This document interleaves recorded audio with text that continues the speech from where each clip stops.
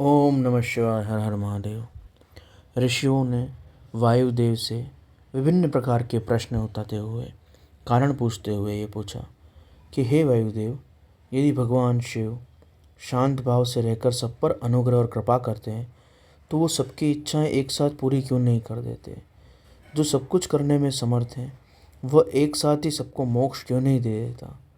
यदि कहें कि अनादिकाल से चलने वाले सबके अलग अलग कर्म हैं, अतः सबको एक समान फल नहीं मिल सकता, तो यह तर्क सही नहीं है, क्योंकि कर्मों की विचित्रता के भी नियामक भगवान ही है। उन्हीं परमात्मा भगवान शिव की सत्ता मात्र से, कृपा मात्र से सभी जीव विभिन्न कर्म करते हैं। उनके द्वारा दी गई जीवन शक्ति, चेतना शक्ति हृदय में ना हो तो कोई कर्म बनेगा ही नहीं। ईश्वर ही कर्म करवा रहा है और फिर उन कर्मों का हमें परिणाम दे रहा है। इस प्रकार के जो नास्तिक तर्क हैं, जो ऐसा कहते हैं कि भगवान सबको मोक्ष क्यों नहीं देते, भगवान सबको सुखी क्यों नहीं कर देते, भगवान सबके लिए एक जैसे सुख क्यों नहीं कर देते, इस सारी नास्तिकता को निरस्त करने वाले उपदेश को आप हमें कीजिए। वायु देवता ने कहा, ऋषियों, आप लोगों ने युक्ति से प्रेरित होकर संशय प्रेरित किया है वह उचित है, क्योंकि किसी बात को जानने की इच्छा से अगर कोई प्रश्न उठाया जाता है तो उसे नास्तिकता का उत्पन्न करने वाला नहीं कहना चाहिए। आपने इसे जानने के लिए इन कुतर्कों को, नास्तिक तर्कों को निवारण करने के लिए प्रश्न पूछा है। अतः आप नास्तिकता नहीं फैलाना चाहते, आप नास्तिकता के जो तर्क हैं, जो कुतर्क हैं, उनका निवारण चाहते हैं। जैसा कि आपने कहा, भगवान शिव तो सभी को सारे सुख देने में और मुक्त करने में समर्थ हैं, फिर वे उन्हें मोक्ष क्यों नहीं देते? वह उन्हें बंधन में रखकर दुखों में क्यों रखते हैं? ऐसा विचार और संदेह नहीं करना चाहिए, क्योंकि सारा संसार दुख रूप ही है। जन्म जब होता है तो प्राणी को बड़ा दुख होता है। जब वो बाल्य अवस्था में अबोध रहता है तो उस अज्ञान के कारण उसे कई तरह के दुख भुगतने पड़ते हैं और वो अपनी पीड़ा को कह भी नहीं सकता।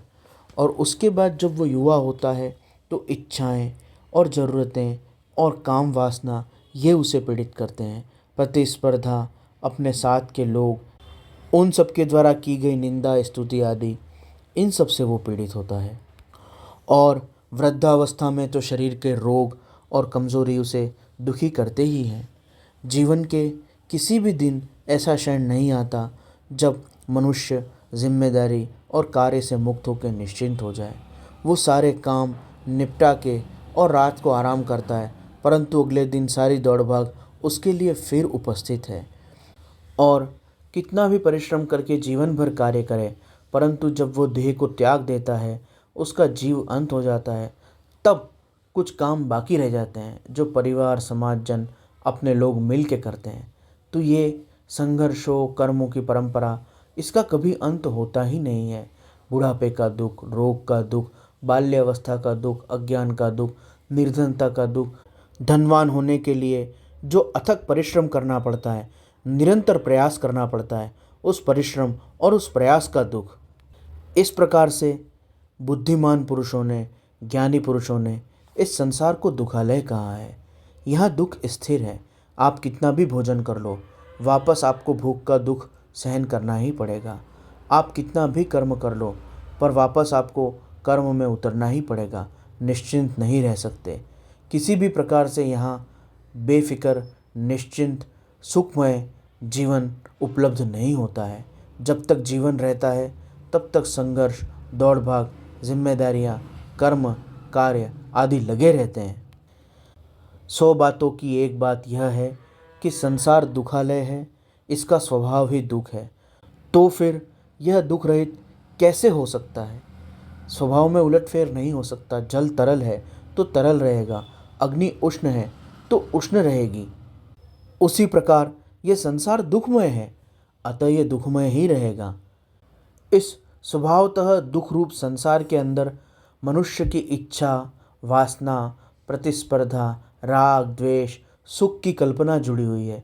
उसे इस संसार से सुखी होने की मूर्खता ने जकड़े रखा है और फिर वो कहता है कि भगवान शिव हमारे दुख दूर क्यों नहीं कर देते, हमें पूरी तरह से मुक्त क्यों नहीं कर देते।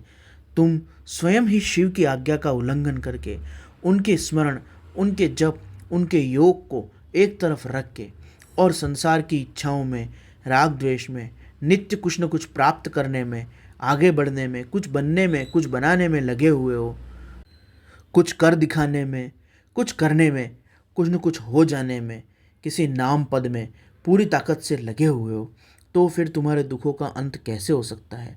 अपनी स्वयं की मूर्खता से और गलत आहार विहार से जब कोई रोगी हो जाता है तो उसे वैद्य दवा देता है, और जब उसे दवा मिलती है तो वो कड़वी होती है, उस दवा को लेने से उसे पीड़ा होती है, परंतु वह अपने रोग का कारण उस वैद्य को नहीं कहेगा, क्योंकि उसे पता है कि उसकी ये कड़वी दवा उसे रोग से मुक्त करेगी, उसे रोग से छुड़ा लेगी। उसी प्रकार से भगवान शिव के आदेश से यह प्रकृति, यह माया जीव को दुख देती है, पीड़ा देती है, जिसमें वृद्धापा, रोग, असफलता, अपमान आदि सभी पीड़ाएं हैं। और ये पीड़ाएं जीव को ये याद दिलाने के लिए हैं कि ये जगत दुख रूप है, इससे अपना चित्त हटा के शिव में स्थित कर दो। इसीलिए भगवान शिव की आज्ञा से यह महामाया प्रकृति निरंतर असफलता का दुख, अपमान का दुख, संघर्ष का दुख, रोग, बुढ़ापा आदि तरह के विभिन्न दुख, यह उस व्यक्ति को, उस जीव को मिलते ही रहते हैं, ताकि वो इस जगत से, इस दुनिया के सुखों से, इस दुनिया में सुख प्राप्त करने की बेवकूफ़ी से अपने आप को अलग करके भगवान शिव की तरफ जा सके। तो इसमें हम जिस प्रकार चिकित्सक को दोष नहीं दे सकते कड़वी दवा का, उसी प्रकार माया से मुक्त करने के लिए भगवान ने जो व्यवस्था करी है उसका दोष हम भगवान शिव को नहीं दे सकते। जिस प्रकार रोगों की उत्पत्ति में डॉक्टर कारण नहीं है, चिकित्सक कारण नहीं है, उसी प्रकार से इन दुखों की उत्पत्ति में भगवान शिव कारण नहीं है। भगवान शिव ने जो सृष्टि बनाई वह जीव के लिए शिव तत्व तक पहुंचने का, अपने शिवत्व को जानने का उपक्रम था, परंतु जीव ने अपनी इच्छाओं से, अपनी वासनाओं से, अपनी आवश्यकताओं से, अपनी खुद की मान्यताओं से, अपने सम्मान के लिए, अपने आप को किसी विशेष रूप में बनाने, प्राप्त करने के लिए स्वयं ही ऐसा चक्र रच लिया और उसमें फंस गया। यह जो जीव की स्वाभाविक स्थिति है, जिसमें वो संसार से सुख प्राप्त करने के लिए विभिन्न उपक्रम करता रहता है, उन इच्छाओं के कारण ही यह इन दुखों में पड़ा हुआ है और दुखी हो रहा है। और इन दुखों के द्वारा महाप्रकृति, महामाया उसे जगत से दूर करके शिव की तरफ ले जाने का प्रयास कर रही है, परंतु मनुष्य अपनी सारी बुद्धि और योग्यता लगा के कैसे भी करके इन दुखों को झेल के भी जगत के सुखों को टिकाए रखने का प्रयास करता है, और अंत में इन सारे सुखों को, इन सारी सुविधाओं को यहीं छोड़ के मर जाता है। उसका शरीर अंत हो जाता है और उसके दुखों का जन्म मरण का चक्र कभी नष्ट नहीं होता।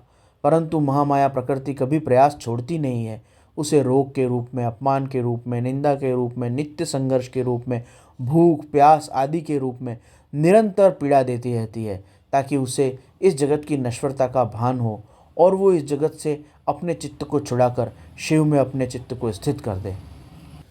अतः भगवान शिव सभी को बंधन मुक्त क्यों नहीं कर देते, यह आपका प्रश्न सही है, परंतु जगत का स्वभाव ही दुख रूप है, और जब आपकी रुचि उस जगत में सुख होने की है, उस जगत से सुख प्राप्त करने की है, तो फिर शिव तत्व की आप पर कृपा कैसे होगी, अनुग्रह कैसे होगा, और आप उस शिव तत्व को कैसे प्राप्त करेंगे। और भगवान शिव की आज्ञा से ही महामाया ये प्रयास करती है कि आप इन दुखों से उद्विग्न होकर शिव तत्व में एकाकार हो सकें। भगवान शिव के बिना यहाँ कोई चेष्टा नहीं होती, उनकी आज्ञा के बिना एक पत्ता भी नहीं हिलता। उनसे प्रेरित होकर ही यह सारा जगत विभिन्न चेष्टाएं करता है, तथापि वे शिव कभी मोहित नहीं होते। उनकी जो आज्ञा रूपी शक्ति है, ये प्रकृति महामाया है, वही सबका नियंत्रण करती है, और सारे जीव उस प्रकृति की ओर मुख करके ही बैठे हैं। वो उससे सुख पाना चाहते हैं, वो उससे सुखी होना चाहते हैं, परंतु भगवान शिव ने उसे कार्य दिया है कि संपूर्ण मरण धर्मा चीज़ें और विभिन्न प्रकार के दुख संघर्षों से पीड़ित होने के बाद जीव मेरी तरफ आए। उसी ने इस प्रपंच का विस्तार किया है। वह महामाया संपूर्ण क्रियाकलाप को नियंत्रित करती है। भगवान शिव इससे कभी दूषित नहीं होते। जिस प्रकार आकाश और वायु सर्वत्र व्याप्त हैं पर सदा असंग हैं, वैसे भगवान शिव भी सदा असंग हैं। उन्हें इन दोषों का कभी स्पर्श नहीं होता। परंतु जो मूर्ख लोग इस प्रकार विचार करते हैं कि संपूर्ण सृष्टि भगवान शिव की ही बनाई हुई है, कर्म भी वही करवा रहे हैं, तो फिर पाप की सज़ा साधारण मनुष्य को क्यों मिलती है? वो सबको मोक्ष क्यों नहीं दे देते? अगर वो सर्वसमर्थ हैं तो फिर जीवन में और संसार में दुख क्यों है? और कर्म भी तो वही करवा रहे हैं, उनकी सत्ता से हो रहा है, तो कर्म का फल मनुष्य को कैसे प्राप्त हो रहा है? इस तरह के कुतर्क करने वाले लोग अवश्य ही नष्ट हो जाते हैं, क्योंकि वो दुर्बुद्धि हैं और उनका नष्ट होना उनकी उस दुर्बुद्धि का ही परिणाम है।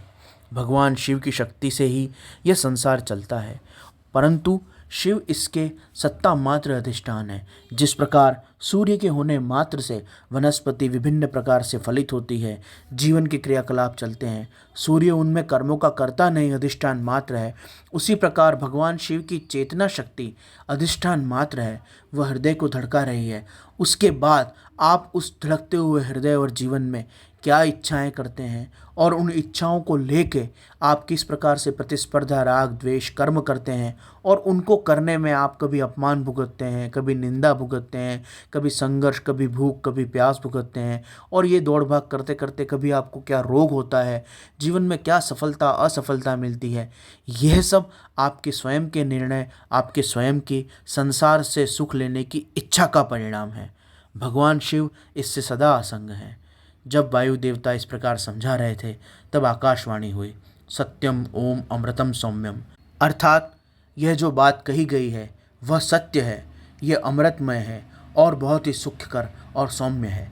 इस प्रकार का जब वहाँ आकाशवाणी सुनाई दी तो सभी ऋषि बहुत प्रसन्न हुए, उनके संशयों का निवारण हो गया।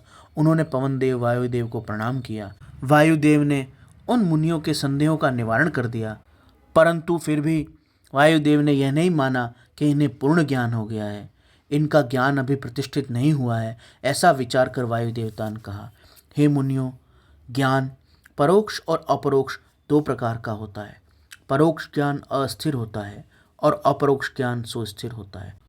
युक्तिपूर्वक उपदेश से जो ज्ञान होता है उसे परोक्ष ज्ञान कहते हैं, अर्थात उसे शाब्दिक रूप से हमने समझ लिया तो वह परोक्ष ज्ञान है, परंतु जब उसे जीवन में अपनाकर साक्षात अनुभव कर लिया तब वह अपरोक्ष ज्ञान हो जाता है। जिस प्रकार योग, ज्ञान और भक्ति के बारे में जान लेना, पढ़ लेना, समझ लेना और सीख लेना यह परोक्ष ज्ञान है, परंतु उस समाधि को प्राप्त कर लेना, उस एकाग्रता को पूरी तरह जीवन में सिद्ध कर लेना, अनुभव कर लेना, तब वह योग का ज्ञान अपरोक्ष ज्ञान हो जाएगा। अगर कोई व्यक्ति मटके बनाने का अथवा लकड़ी के उपकरण बनाने का ज्ञान सुने, सीखे, समझे और देख ले तो वह परोक्ष ज्ञान है, और जब वो स्वयं उसको करे और उसे उपलब्ध कर ले और उसे सिद्ध कर ले तो वह उसे अपरोक्ष ज्ञान के रूप में प्राप्त होता है। इसलिए इस अपरोक्ष ज्ञान के बिना मोक्ष नहीं होता। आपने जो सुन के मुझसे समझा है वह केवल परोक्ष ज्ञान है। अभी आपने केवल उसका श्रवण किया है, उसका अनुभव नहीं। इसलिए उसे अनुभव करने के लिए आप भगवत तत्व को जीवन में साक्षात दर्शन करने के लिए, साक्षात अनुभव करने के लिए श्रेष्ठ अनुष्ठान कीजिए, साधना कीजिए और प्रयत्न कीजिए।